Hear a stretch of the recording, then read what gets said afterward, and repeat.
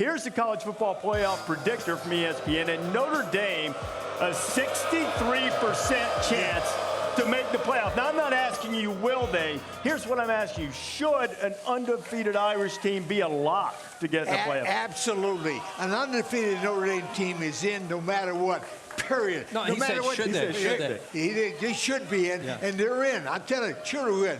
They're in because an undefeated Notre Dame team is in no matter what. Well, period. I think that's true. I think if they're undefeated, they're in. But the question about should they be, to me, I'm big on getting the best 4 teams in. So not only if they're, I'm not big on undefeated teams like he is automatically should be in, because team schedules vary. But I am big on if they continue to look the way they've looked with Ian Book and Dexter Williams, and they look like this is a top 4 team, then absolutely with that record they should be in. That's the key for me, the eye test. Do they pass the eye test? And I think at this point, if they keep playing at the level that they've been playing so far with Ian Book at the quarterback position, David, I think that they're one of the 4 best teams.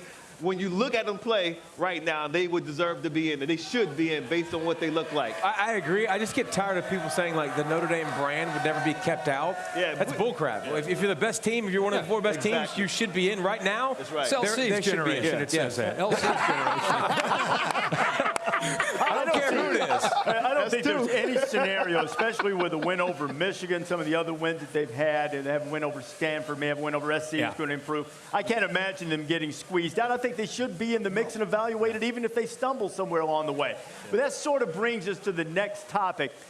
Do we have a situation with the playoff right now where the pool of viable contenders is too small? I mean, you're talking that people are saying it'll be Alabama or Georgia, Clemson, Ohio State every year. Is the pool too small? Same teams every year.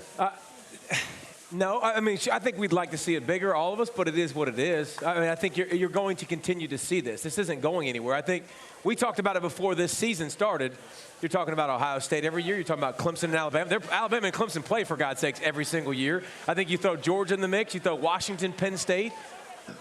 7 teams right there. You're going to get 3 of those teams every single year in the college football playoff from here on out. Success breeds success.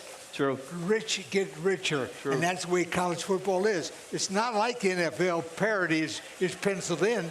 It's spread. That's the way it's good. You might as well decide.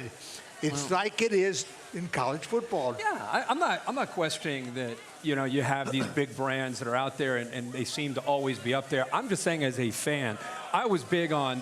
I liked the BCS because it was 2 teams and it kept the regular season relevant. And when we went to 4 teams, I was like, 4 is good. I would want to see 6 or 8 when the playoffs started. Right. After watching it for 4 years, I personally would be okay if it expanded to 6 or to 8. Just because of what you're talking about, the same teams of Clemson and Alabama and Ohio State, those same 5 or 6 teams. I don't think that personally is healthy for college football when that's the only teams that seem to be in the mix every year. But they're going to be in anyway. Yeah. So they're still going to be in. So beat them. That's right here. That was my point, Coach. That was the point I wanted to make. Very good. I mean, that's what you have to do because these teams do play their games. Yeah. You have an opportunity to beat these teams.